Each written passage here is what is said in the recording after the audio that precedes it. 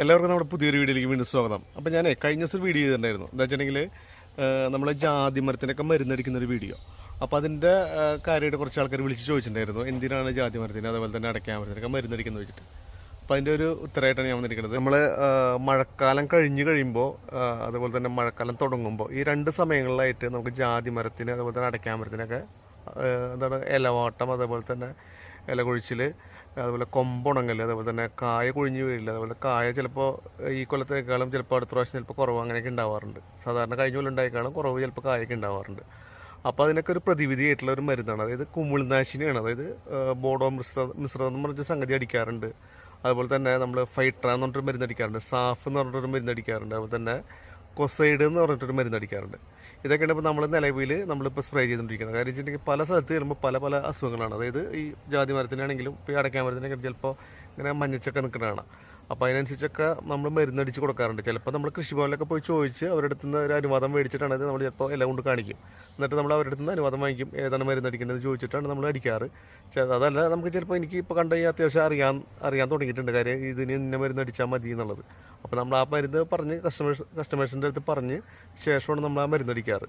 അപ്പോൾ എറണാകുളം, തൃശ്ശൂർ, പാലക്കാട് ജില്ലകളൊക്കെ നമ്മൾ പോയി വർക്ക് ചെയ്യുന്നുണ്ട്. ഇപ്പോൾ അത് ഈ കൊല്ലം തന്നെ ഇപ്പോൾ 2025 വന്നേ പിന്നെ തന്നെ ഒരുപാട് സ്ഥലത്ത് പോയിട്ട് നമ്മൾ മരുന്നൊക്കെ അടിച്ച് കൊടുത്തിട്ടുണ്ട്. ശരിക്കും പറഞ്ഞിട്ടുണ്ടെങ്കിൽ നമ്മൾ മഴയ്ക്ക് മുമ്പാണ് ഈ ഒരു മരുന്ന് അടിക്കേണ്ടത്. കാരണം വെച്ചാൽ ഇനിയിപ്പോൾ മഴ വരുമ്പോൾ ഈ കുമ്പിളിൻ്റെ ആയിട്ടുള്ള ഒരു എന്താണ് ഈ അസുഖങ്ങളൊക്കെ വന്നു കൊടുക്കും. അപ്പോൾ അതില്ലാണ്ടിരിക്കുക നമ്മൾ മഴയ്ക്ക് മുമ്പ് അടിക്കുക, അതിന് ശേഷം അതായത് മഴ കഴിഞ്ഞിട്ട് അടിക്കണം. അതായത് കേട് ഇപ്പോൾ ശരിക്കും പറഞ്ഞിട്ടുണ്ടെങ്കിൽ നമ്മുടെ ഈ കൊമ്പുണങ്ങളിൽ നിന്നൊക്കെ സംഭവമുണ്ട്. കൊമ്പുണങ്ങി കഴിഞ്ഞിട്ടുണ്ടെങ്കിൽ മരം ഫുള്ളായിട്ട് അങ്ങനെ ഉണങ്ങിപ്പോവും. പതുക്കെ ഉണങ്ങുള്ളൂ. അപ്പോൾ അതിന് നമ്മൾ അടിക്കേണ്ട മരുന്ന് കൊസൈഡ് എന്ന് പറഞ്ഞിട്ടുള്ള മരുന്നുണ്ട്, അതടിക്കണം. അതുപോലെ തന്നെ നമ്മൾ എന്താ പറയുക, ഇല കൊഴിയുന്നതിന് ഈ പറഞ്ഞ പോലെ സാഫ് അല്ലെങ്കിൽ ഫൈട്രാൻ അല്ലെങ്കിൽ നമ്മുടെ തുരിശും ചുണ്ണാമ്പും, അതായത് ഏറ്റവും കുറഞ്ഞ മരുന്ന് പറഞ്ഞാൽ തുരിശും ചുണ്ണാമ്പുമാണ്. അതായത് ഏറ്റവും നമ്മൾ എന്താ പറയുക ചെറിയ രീതിയിലുള്ളൊരു കൊഴിച്ചിൽ അല്ലെങ്കിൽ കായ വീഴ്ച കാര്യങ്ങളൊക്കെ ഉണ്ടെങ്കിലാണ് നമുക്ക് ഈ എന്താണ് തുരിശും ചുണ്ണാമ്പ് നിൽക്കുകയുള്ളൂ. അതല്ല, കൂടുതലായിട്ടുള്ള ഉണക്ക് കാര്യങ്ങളൊക്കെ ഉണ്ടെങ്കിൽ നമുക്ക് ഫൈട്രാണ് ഏറ്റവും ബെസ്റ്റ്. ഫൈട്രാൻ അടിച്ചിട്ടുണ്ടെങ്കിൽ നമ്മൾ പെട്ടെന്ന് തന്നെ റിസൾട്ട് ഉണ്ടാവും. കാര്യം അടിച്ച് കൊടുത്തോടത്തൊക്കെ എല്ലായിടത്തും നല്ല റിസൾട്ടാണ്.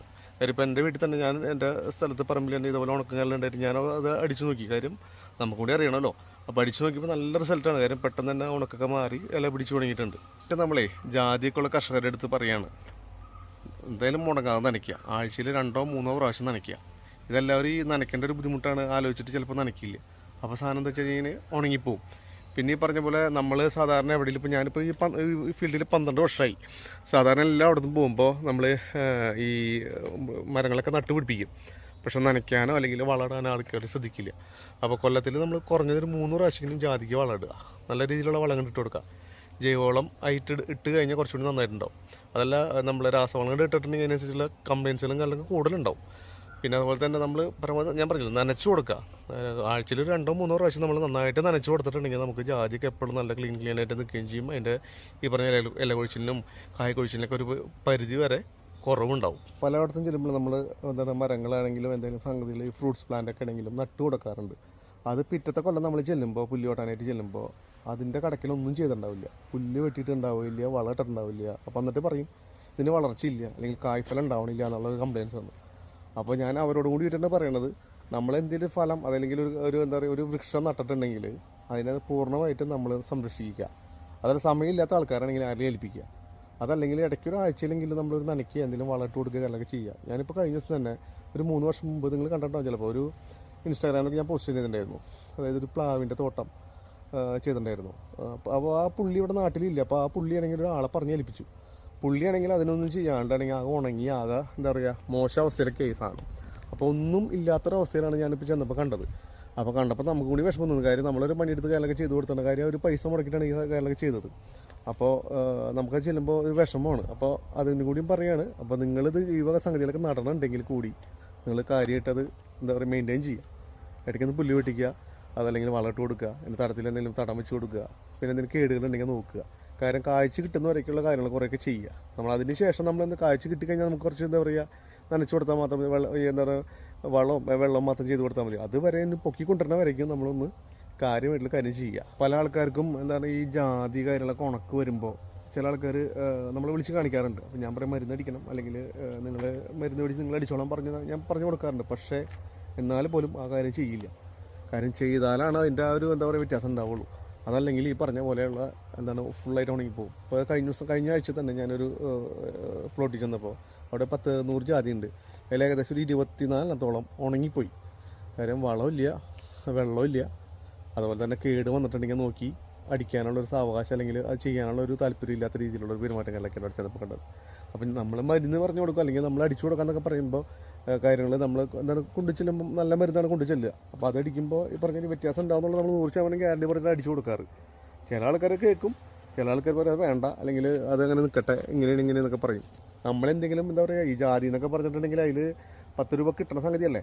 അപ്പോൾ നമ്മൾക്ക് അതിലേക്ക് ഒരു 10 രൂപ മുടക്കിയോണ്ട് ഒരു കുഴപ്പമില്ല. നിങ്ങൾ ധൈര്യപ്പെട്ട് മുടക്കിയാലും നിങ്ങൾക്ക് അതിൽ നിന്നുള്ള ഈൽഡ് ഉണ്ടാവും. കാര്യം അതല്ലെങ്കിൽ ഈ പറഞ്ഞ ഉണക്ക് കാര്യങ്ങളൊക്കെ കൂടുതലായിട്ടാണ് സാധനം കണ്ടിട്ടുള്ളത്. കാര്യം ഞാൻ പറഞ്ഞല്ലോ, ഞാൻ ഈ ഫീൽഡിൽ വന്നിട്ട് ഇപ്പോൾ ഏകദേശം 10 വർഷത്തിന് മേലെ 12 വർഷത്തോളം ആയിട്ടുണ്ട്. അപ്പോൾ പലയിടത്തും ചെല്ലുമ്പോൾ ഉള്ളൊരു പരാതി എന്ന് പറഞ്ഞിട്ടുണ്ടെങ്കിൽ വൃക്ഷങ്ങളൊക്കെ നടും, അല്ലെങ്കിൽ ഈ പറഞ്ഞ പോലെ തെങ്ങ് തൈ നടും, അടയ്ക്കാമര തൈ നടും, അല്ലെങ്കിൽ ഫ്രൂട്ട്സിൻ്റെ പ്ലാന്റ് നടും, അല്ലെങ്കിൽ എന്താണ് പറയുക, വെള്ളം നനയ്ക്കില്ല, അല്ലെങ്കിൽ എന്താണ് വളം ഇടില്ല, ഇതൊന്നും ചെയ്യില്ല. കേട് വന്നാൽ പോലും അതിനെ എന്താ പറയുക, ഒരു ചെറിയ പെസ്റ്റിസൈഡ് മേടിച്ചടിക്കുക, അതൊന്നും ചെയ്യില്ല. ലാസ്റ്റ് വരുമ്പോൾ ആ സംഗതി അത് നശിച്ച് പോയി കഴിയുമ്പോൾ പറയും അത് ഇവിടുന്ന് മേടിച്ചിട്ടുള്ള പ്ലാൻ ഉണ്ടല്ലോ അത് കംപ്ലീറ്റ് ഉണങ്ങിപ്പോയി എന്ന് പറയും. അപ്പോൾ അതല്ലാണ്ടിരിക്കാൻ വേണ്ടിയിട്ടാണ് പറയണത്.